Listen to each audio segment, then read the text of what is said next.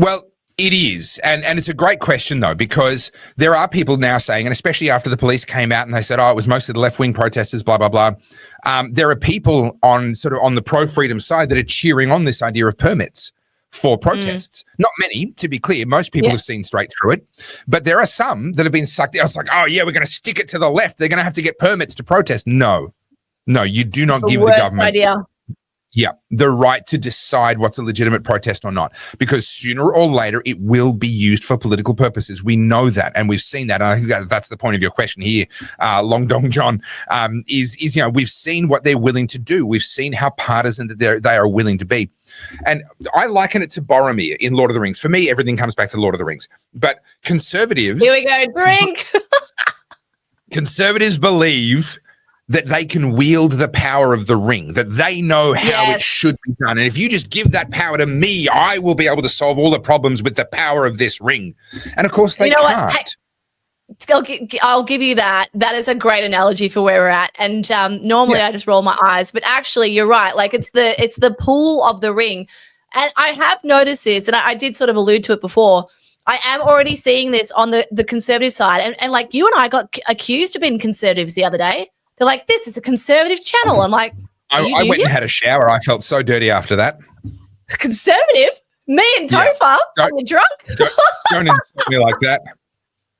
No, but like, I am seeing this, and this is something that I'm trying to talk to people about as well, because it's all well and good to have this discussion, but thinking that you're better simply because you're the opposite to what we've had the last couple of years, well, that's the same. You're falling into the same trap. This trap of, well, I would do it better. And if I had the power, I would be right. And that's exactly what you're talking about with the Lord of the Rings thing. There's this pull and this coercion that comes from having those cards in your hand. And I think I've made this point before. I think when a lot of people go into politics, not all, this is a generalization, but I think most of them are somewhat decent people to a degree. I think it's the system and the swamp that corrupts them, right? And that's, a lot of, especially the young ones, and I'll say this now, a lot of those people at the left-leaning protests, aside from the antagonists, there's Antifa in there, and you've got your pay-for-play people, right? Take those out. Yeah. If you go and have a look at the average little lefty that's going in and protesting, these guys honestly do think they stand on principles. They believe in what they're doing.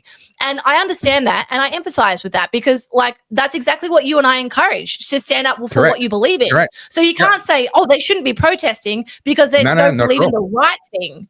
No. Our sentiment has always been protest and stand up for what you believe in.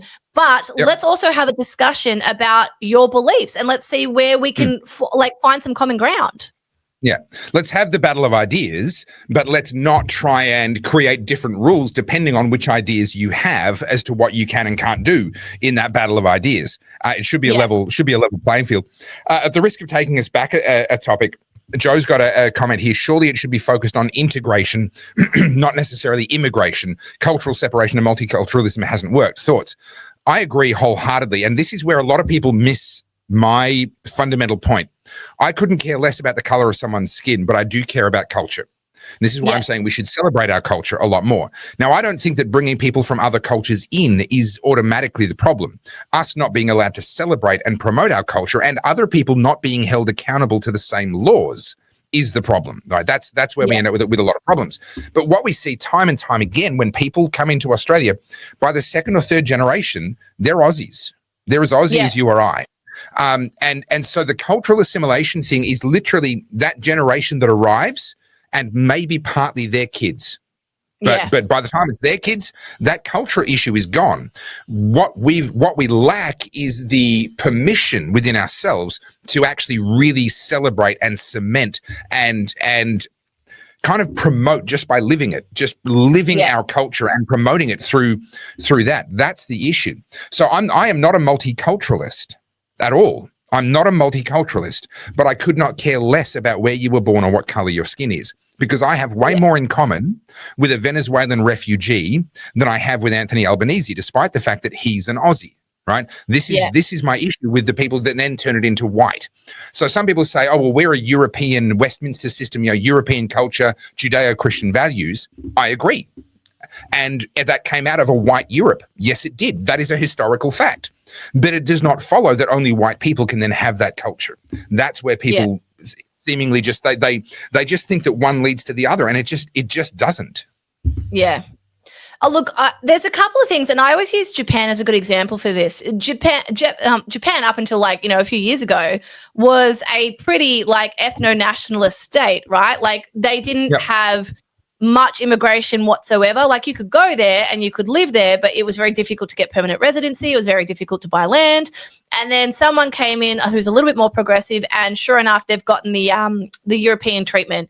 They've got people coming in there, and like the Japanese culturally are a very, very polite society. And like, for those of you who haven't been to Japan, you might not know what I'm talking about, but there is embedded in their culture is a level of politeness that you and I would be like, oh my goodness, I don't know what to do. Like it's just part of who they are. And so when you go to Japan, you instantly adopt that, because if you don't, you stand out like a sore thumb and you cause chaos. And we're now seeing that now. Like you've got a lot of people going across to Japan who are just like African migrants, Muslims, and they're causing chaos. And rightfully so. Japan's just elected a very conservative leader who's going to clamp down on that. And I agree with that, because Japan as it is a beautiful, wonderful place. Not to say it doesn't have problems. It certainly has problems.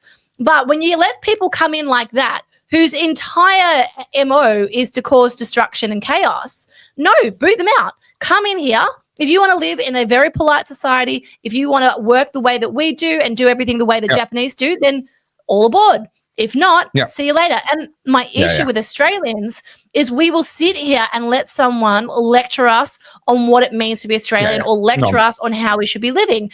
What the fuck are we doing? Like when it comes to Aussies, you've always got the bogan, right? The quintessential bogan. I get accused of being a bogan all the time because I swear. I think there's nothing. Oh, no, I know, it's wild, right? There's nothing wrong with that sort of ochre Aussie, right? Like that was the endearing Crocodile Dundee Aussie, and that's fine. But there's so much richness to Aussie culture as well, whether it's the beach culture or it's our music culture. But for the better part of a decade, Australians or white people in general have been taught that our culture is oppressive because of colonization. And a lot of this has come up in schools where we have to renounce our whiteness. And that's that progressive ideology that has basically colonialism. Apologize. And you and I make this point all the time about being cancelled. You say that you can't be cancelled unless you agree to be cancelled. So same with Australian culture. You can't. Like Australian culture isn't cancelled unless you agree that it is. And we saw a little bit of that last year with the Australia Day, right? Like Woolies were going to not sell Australia Day merch, or was it Coles? I can't remember which one. I can't remember, but they got kicked in the ass for it. And it and rightfully so, there was uproar, because I don't know at what point did the whole of Australia turn around and decide, you know what, our flag's terrible. I understand that the left hate it. But the mass adaptation by the average Aussie, oh, no, you shouldn't put a flag up. What do you mean? What do you mean? This is Australia. Of course you should put a flag up. Of course you should be able to go to Bunnings and have a sausage. Of course you should be able to walk around with flip-flops and board shorts. Like, if that's what it means to you to be an Aussie, why are you letting people shame you for it? And the issue is that squeaky wheel, that minority. And we saw this in COVID, where when you have someone screeching in your face, rather than going, hey, shut up, Aussies go, oh, okay, all right, yelly person, I'll do what you tell me to do. Yeah, 100%. Yeah. Oh, hi, you're still here. I just assumed everyone had left because Carly always falls asleep. Let's be honest. Oh, is that just me? I fall asleep because Carly, I don't know. Anyway, you're still here. So did you just hit Carly, did you just reach, seriously?